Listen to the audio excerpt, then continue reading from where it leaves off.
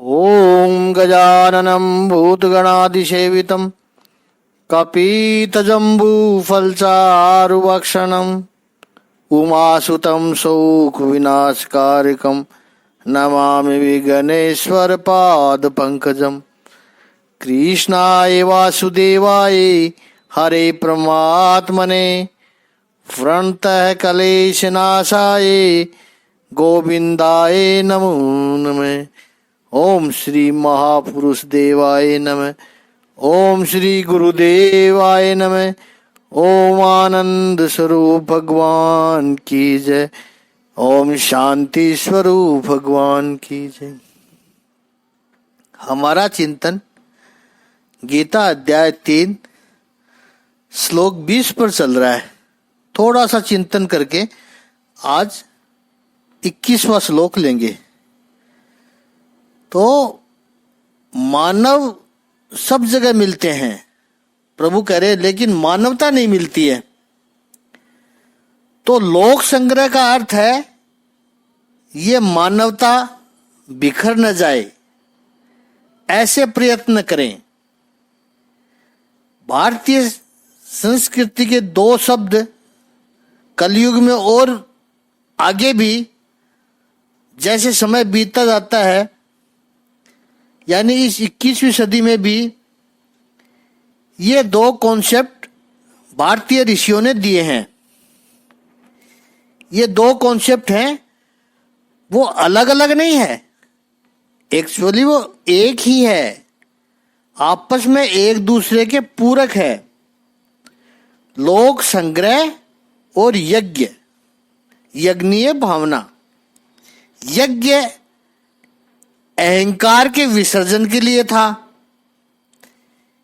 मैं ये सोम को अर्पण कर रहा हूं, मैं ये चंद्र को अर्पण कर रहा हूं, ये चंद्र के लिए है, न मम, मेरा नहीं है। तो यज्ञ में यह बात स्थिर करनी है कि न मम, मेरी कुछ भी नहीं है। यज्ञ में अहंकार को विसर्जन करने का भाव था और इसलिए कहा कि यज्ञ में कोई अकेला व्यक्ति न करने के लिए बैठे, क्योंकि अकेला व्यक्ति यज्ञ करने बैठेगा तो वो कहेगा कि ये यज्ञ मैंने किया, वो मैं पहले आएगा उसका। सब मिलकर करे यज्ञ, बाकी के सब तो साथ में है ही, लेकिन एज ए कपल युगल में बैठो, आप पति पत्नी साथ में बैठो, तो मैंने किया यज्ञ ऐसा नहीं कहोगे, हमने किया, ये भाव आएगा। हमने किया, उसमें भी थोड़ा सा मैं है, लेकिन वो थोड़ा सा सॉफ्ट हो जाता है, डाइल्यूट हो जाता है। यज्ञ में अंतिम जो श्रीफल की आहुति देते हैं वो अहंकार का स्वरूप है। अहंकार रूपी नारियल की आहुति दे देनी है, अहंकार का विसर्जन करना है। इसके लिए यज्ञ था, ऋषियों ने इसके लिए यज्ञ बताया था। और आजकल समाज में देखो यज्ञ तो हो रहे हैं, लेकिन अहंकार के विसर्जन के लिए नहीं हो रहे हैं, बल्कि अहंकार को पुष्ट करने के लिए, अहंकार को बढ़ावा देने के लिए, अहंकार को मजबूत करने के लिए यज्ञ हो रहे हैं। शिव पुराण, भागवत में व रामायण में इन सब में एक प्रसंग आता है दक्ष प्रजापति का। दक्ष प्रजापति ने यज्ञ किया, कनखल में किया, हरिद्वार में किया, सभी देवताओं को निमंत्रण दिया और अपने दामाद शिवजी को निमंत्रण नहीं दिया। प्रसंग आप सब जानते हैं, ये इसलिए था, ये अहंकार के लिए था। लेकिन उस त्रेता युग में, सतयुग में, उस युग में भी ये अहंकार था। तो ये बीमारी तो हर युग में रही है, पर उस युग में थोड़ा कम था अहंकार। ये बीमारी थोड़ी कम थी, यूं मान लो। अब कलयुग में ये बीमारी बहुत बड़ी है। यज्ञ होता ही अहंकार प्रदर्शन करने के लिए है। और दूसरा जो भव्य कॉन्सेप्ट जो भारतीय ऋषियों ने दिया, वह लोक संग्रह है। लोक संग्रह का अर्थ लोगों ने केवल इतना ही कर दिया कि भीड़ इकट्ठी करना। उनकी कथा में कितने लोग आए, उनकी कथा में कितनी भीड़ इकट्ठी हुई, वो सबसे बड़े महात्मा है, उनके आश्रम में कितनी भीड़ इकट्ठी होती है। तो धर्म क्षेत्र की बात नहीं है, सभी बाकी क्षेत्रों में भी ऐसा ही है। सफलता का पर्यायी बन गई है मानो ये भीड़।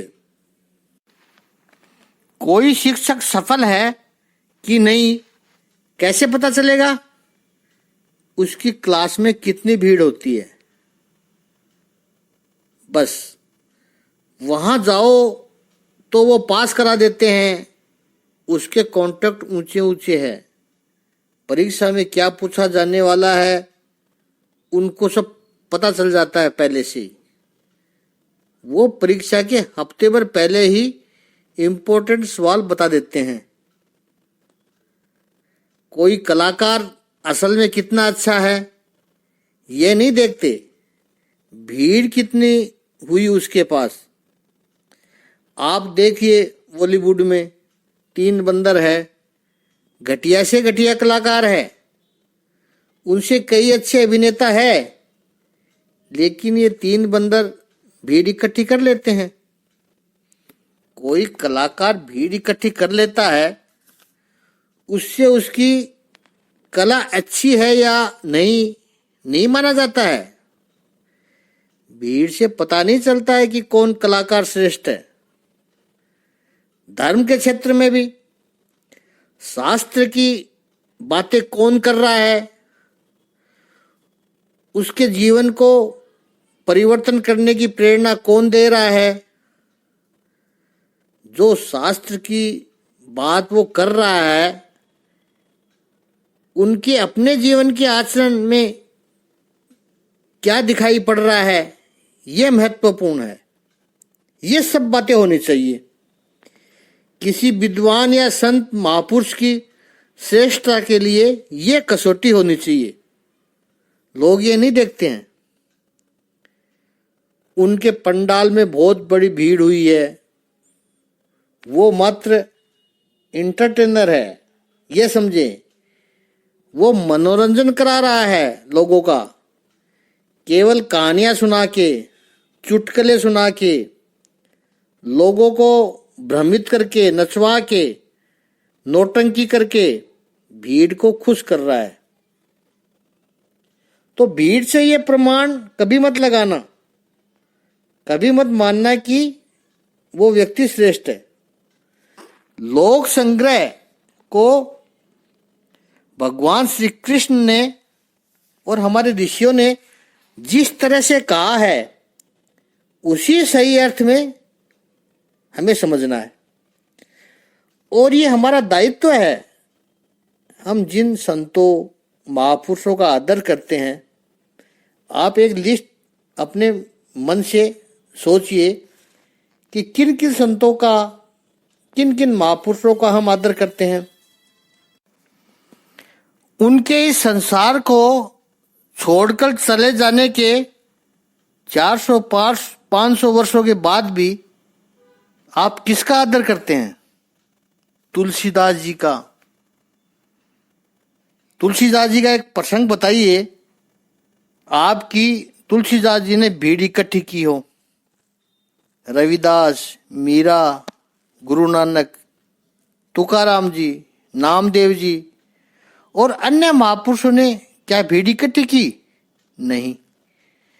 लेकिन उनकी बातें तो प्रभु ने सुनी और उनके जीवन से, उनकी उपस्थिति से तो लोगों ने प्रेरणा ली, लेकिन आज 500 वर्षों के बाद भी उनके पद, उनके दोहे गाए जा रहे हैं और उनके साहित्य में से, उनके भजनों में से जो प्रेरणा मिलती है उससे आज भी लोगों के जीवन बदल रहे हैं। भीड़ से मतलब नहीं है। लोक संग्रह मेवापी संपश्यन कर तुमर हसी। आइए अब 21वां श्लोक बहुत सुंदर है, वो बड़ा प्यारा श्लोक है। इसी कॉन्सेप्ट को आगे बढ़ाते हुए भगवान श्री कृष्ण कहते हैं, लोक संग्रह जो है, अब जो कर्म जो करे निष्काम कर्म योगी, ये तो हमने कई बार कहा है कि कर्म तो करना ही पड़ेगा, तो कर्म नेव ही संसिद्धि। तो इन महापुरुषों को कर्म से, निष्काम कर्म योगियों के कर्म से लोक संग्रह होता है।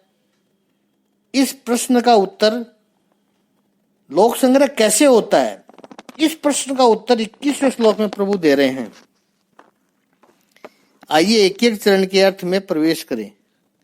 तीसरे अध्याय के 21वें श्लोक का शाब्दिक अर्थ है कि महापुरुष जो जो आचरण करता है, सामान्य व्यक्ति उसी का अनुसरण करते हैं। वह अपने अनुसरणीय कार्यों से जो आदर्श समाज में प्रस्तुत करता है, संपूर्ण विश्व उसका अनुसरण करता है। श्रेष्ठ व्यक्ति, श्रेष्ठ मनुष्य, श्रेष्ठ यत यत आचरति। और ये श्रेष्ठ भी किसे कहते हैं, ये भी हम समझेंगे। श्रेष्ठ मनुष्य जैसा जैसा आचरण करता है, यत यत यानी जो जो आचरती आचरण करता है, इतरे जना दूसरे लोग हैं वे भी, तत् तत् एव वैसा वैसा ही आचरण करते हैं। वह व्यक्ति जैसा प्रमाण, जैसा एग्जाम्पल सेट करता है, लोक है तत् अनुवर्तते। लोग जो है वो उसी को अनुवर्तते, उसी के अनुसार आचरण करते हैं। अनुवर्तते, अनु का अर्थ फॉलो करना, अनुकरण, अनुसरण, अनुराग। जैसे किसी ने किया, कोई व्यक्ति इस मार्ग से गया, उसके पीछे पीछे चलना, उसे कहते हैं अनुसरण। किसी ने कुछ किया, अनुकरण, उसके पीछे ऐसा ही करना, उसे कहते हैं अनुकरण। जैसे भाषा में होता है अनुवाद। किसी ने एक विचार रखा, एक कॉन्सेप्ट रखा, अनुवाद, उसका फॉलो करके दूसरे लोगों में फैलाना, वो है अनुवाद।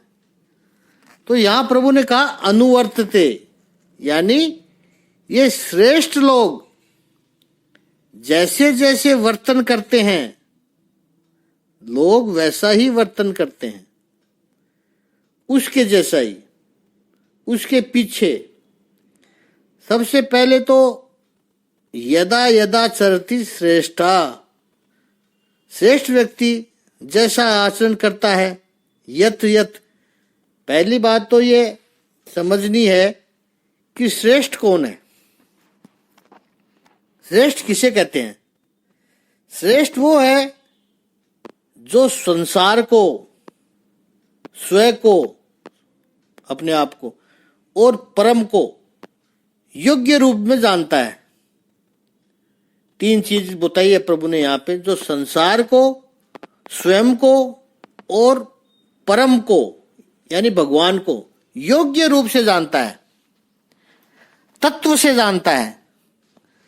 स्वयं का जो विशुद्ध रूप से जानता है और विश्व का और स्वयं का निर्माण करने वाला परम तत्व परमात्मा को भी वो विशुद्ध रूप से जानता है। उसे कहते हैं श्रेष्ठ। और ऐसे व्यक्ति जो आचरण करते हैं, पहली बात तो जो इन तीन को स्पष्ट रूप से जानता है, उसका व्यष्टि अहंकार अर्थात पर्सनल ईगो कभी होता ही नहीं है। याद रखना है कि व्यक्ति जितना अहंकारी है, समझ लो वो इतना स्वयं को नहीं जानता, इतना वो सृष्टि को नहीं जानता है, इतना वो परमात्मा को भी नहीं जानता है। अहंकार अज्ञान का प्रतीक है। ज्ञानी व्यक्ति को कभी अहंकार हो ही नहीं सकता है। इस बात को एक दृष्टांत से समझते हैं कि कोई व्यक्ति छोटे से गांव में रहता है, वहां मात्र 100 घर है, उसमें वो उस गांव में वो रहता है, उसने बाहर की दुनिया देखी ही नहीं है। क्या है वो, कैसी दुनिया, उसको नहीं पता। अब वो 100 घरों में बाकी लोगों के पास 2-2 गाय है और 2-2 बैल है, और इस व्यक्ति के पास 10 गाय है और 10 बैल है। बाकी लोगों के पास 5-10 बीघा जमीनें हैं और इस व्यक्ति के पास 100 बीघा जमीन है। तो उन 100 घरों के समूह में यह व्यक्ति स्वयं को इतना श्रीमंत समझता है कि मेरे जैसा तो कोई है ही नहीं, इसका ईगो बहुत बड़ा होगा। अब यह व्यक्ति जब गांव के बाहर निकले, कस्बे में जाए, तहसील का कोई और दूसरे शहर में जाता है, इधर जाए, उधर जाकर देखे बड़े बड़े मकान, बड़े बड़े मकान मतलब 2 मंजिल के, जिनके घर के बाहर गाड़ी खड़ी है, उसको लगेगा इसके पास गाड़ी है। और वो किसी से पूछे, उसके नौकर से ही पूछे कि इसके पास कितनी गाय है। नौकर कहे गाय, इनके पास तो फार्म हाउस है, फार्म हाउस में 100 गायें हैं, 5 घोड़े भी रखे हैं और 2 ट्रैक्टर भी है। अब देखिए, ये 10 गाय और 10 बैल वाला व्यक्ति जब पहली बार बाहर निकला तो उसने देखा कि इस सेठ के पास तो अपार धन है, तो उसका ईगो एकदम उतर गया। जो अभी तक अपने को तो ज्यादा श्रेष्ठ समझता था, अब उसको लगता है कि ऐसे भी लोग हैं दुनिया में। और आगे बड़े घरानों को की तरफ वो जाएगा, आग जाकर देखेगा, तो फिर उसको किसी चीज का अहंकार नहीं रहेगा। यह अहंकार कब तक था? जब तक वो जानता नहीं था, जब तक वो अपनी छोटी सी मर्यादा में था, तब तक उसका अहंकार था। ऐसे ही सबके अहंकार को समझ लेना आप। सौंदर्य का भी होता है। गांव में कोई युवक हो या लड़की हो, उसको लगे कि लोग कहेंगे कितने सुंदर है, तो उनकी सुंदरता का अहंकार आ जाता है उनमें। लेकिन जरा गांव के बाहर तो निकलो, कितने सुंदर लोग हैं, कैसे अच्छे अच्छे कपड़े पहनते हैं, किस स्टाइल में रहते हैं, जेवर पहनते हैं, फिर उन गांव वालों का ईगो नहीं रहेगा। तो ये याद रखना है कि अहंकार ये संकुचितता का, अज्ञान का प्रतीक है। व्यक्ति जितना विस्तृत होते जाता है, जितना और समझते जाता है, उतना उसको पता चलता है कि अहंकार का कोई अर्थ ही नहीं है। इसलिए जो सही अर्थ में ज्ञानी होगा वो अत्यंत विनम्र होगा। विद्या विनयम सोबते, यह प्रतीक है उसका। और किसी दूसरे ने थोड़ा सा उसने कहीं से ज्ञान क्या हासिल कर लिया, 5-7 पुस्तकें पढ़ ली, तो उसको ऐसा लगेगा मैं तो बहुत बड़ा ज्ञानी हूं। बहुरत्ना वसुंधरा, बहुत ज्ञानी है इस संसार में। भर्तृहरि ने बहुत सुंदर श्लोक कहा है कि जब मैं थोड़ा सा जानता था, कुछ थोड़ा सा, तो इतना मेरा अहंकार था। दीप इवी, दीप का अर्थ है हाथी, वो अहंकार हाथी के जितना बड़ा था। फिर जैसे जैसे मैं ज्ञानियों के संपर्क में थोड़ा थोड़ा आता गया और उन महापुरुषों के ज्ञान को जैसे ही देखा, तब मेरा जो अहंकार है ना, वो जैसे कोई कड़वी दवा दे दो और बुखार उतर जाए, पसीने आके, ऐसे विद्वानों के विचार बीच में मैं जाकर सुने, मुझे ऐसा पसीना छूटने लगा, अरे मैं तो कुछ भी नहीं जानता हूं, मैं तो मूर्ख हूं, कुछ भी नहीं जानता हूं। बुखार जैसे उतर जाता है, ऐसे मेरा अहंकार का बुखार भी उतर गया। यह याद रखना है कि जो व्यक्ति जितना अहंकारी है, उसका अर्थ है उसने अभी दुनिया देखी ही नहीं है, या दुनिया देखना नहीं चाहता है। उसने अपनी आंखों के सामने ब्लाइंडर लगा रखे हैं कि कोई दूसरा उसके सामने विद्वान व्यक्ति आए तो उसको वो स्वीकार ही नहीं करता है। ब्लाइंडर्स लगा रखे हैं उसने, जैसे घोड़े की आंखों के सामने बांध कर रखते हैं। घोड़ा चाहे कितना भी घूमता रहे, उसको पता ही नहीं चले कि वो कितना घूमा है। लेकिन जो सही अर्थ में विद्वान है, वो कभी अहंकार नहीं करेगा। जो सही अर्थ में धनवान है, वो कभी धन का अहंकार नहीं करेगा।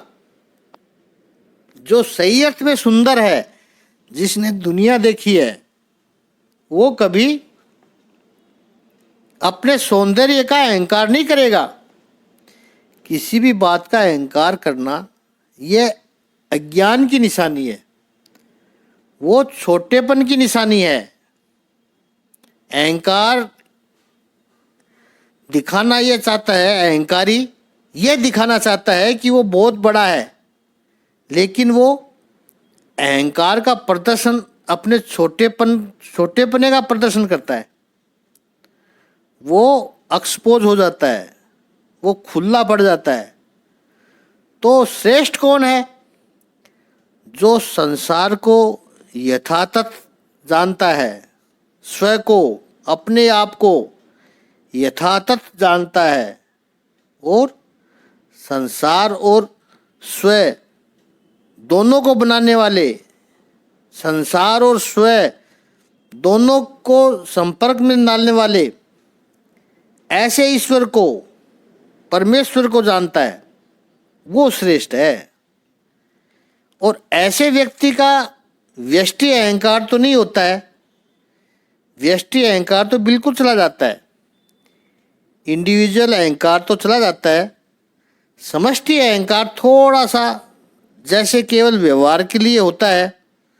संसार में रहते हैं, समाज में रहते हैं, तो व्यवहार के लिए भी मैं थोड़ा सा तो आएगा ही,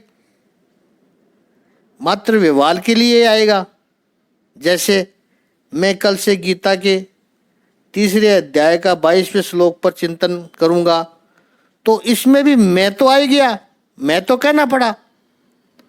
तो मैं वो अहंकार नहीं है, लेकिन व्यवहार के लिए भी तो कहना तो पड़ेगा।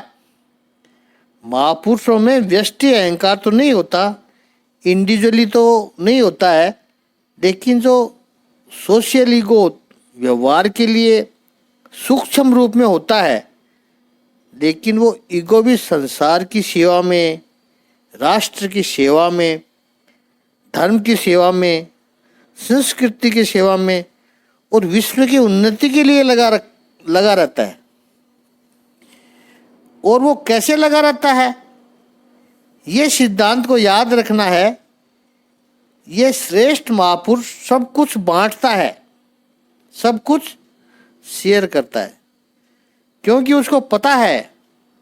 इसी कर्मयोग के 3 अध्याय के 12वें श्लोक में प्रभु ने हमें समझाया था कि जो भी जीवन में प्राप्त होता है वो परमात्मा की कृपा से होता है, परमात्मा की कृपा से मिलता है, और वो परमात्मा के लिए प्रयोग किए बिना अकेला जो भोगता है, प्रभु ने कहा वो चोर है।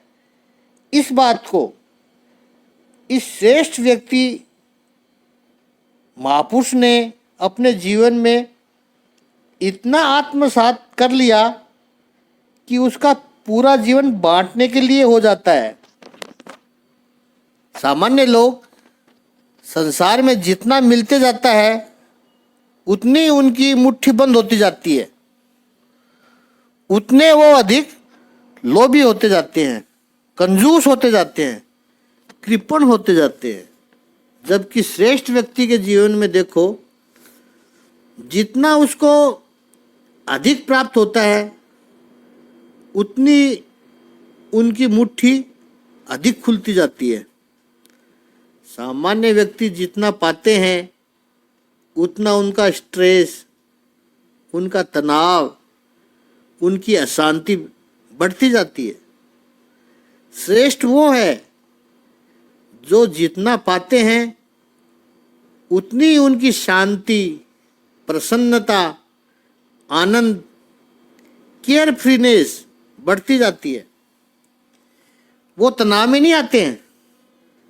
कोई व्यक्ति अधिक संपत्ति, सत्ता, कीर्ति, प्रतिष्ठा पाकर के कॉन्शियस हो जाए, सचेत हो जाए, तो समझ लेना कि वो श्रेष्ठ नहीं है। वो हर वक्त जहाँ भी जाएगा अपना स्टैंडर्ड ही देखता रहेगा, क्योंकि उसको सब जानते हैं। श्रेष्ठ व्यक्ति का उसके श्रेष्ठ आचरण से पता चल जाता है। वो उसकी सहजता है, वो उसकी सरलता है, वो श्रेष्ठ है, क्योंकि उसमें लेने का भाव है ही नहीं, केवल देने का भाव है। जितना व्यक्ति के अंदर देने का भाव होगा उतना उसे समाज की तरफ से प्रेम, सम्मान, सौहार्द, स्नेह प्राप्त होता है। और व्यक्ति में जितना लेने का भाव आएगा उतना लोग उससे दूर भागते हैं। ये हम सभी का अनुभव होता है। जो व्यक्ति सबसे मांगता रहता है उसके बारे में लोग कहते हैं उससे बच के रहो, वो सबसे मांगता रहता है। श्रेष्ठ व्यक्ति को प्रभु की कृपा से सामने से मिलता है, अपने आप मिलता है, लेकिन उसकी सबसे अपेक्षा रखने का भाव नहीं होगा। इस भक्त से कितना आएगा ऐसा भाव नहीं होगा उसका। उसको पता है देने वाला हजारों हाथ वाला ऊपर बैठा है, किसी न किसी को निमित्त बनाकर भेज देगा मेरे लिए, यदि वो देना चाहता है तो। और यदि वो प्रारब्ध में लिखा है, वो भी तो लिखा होना चाहिए, प्रभु तभी देगा ना। और यदि प्रारब्ध में नहीं है, ईश्वर यदि देना ही नहीं चाहता है, तो 50 लोगों के सामने जाकर भीख मांगो, उसकी तरफ कोई देखेगा भी नहीं। देने की बात तो दूर रही, देखेगा भी नहीं। तो श्रेष्ठ व्यक्ति वो है ईश्वर की इच्छा से जो मिल जाए वो स्वीकार करता है, लेकिन लेने की अभिलाषा नहीं रखता है। और श्रेष्ठ पुरुष 2 प्रकार के होते हैं, एक अवधूत कक्षा वाले और एक आचार्य कक्षा वाले। इन दोनों कक्षाओं का कल हम विस्तृत विवेचन करेंगे। आज इतना ही।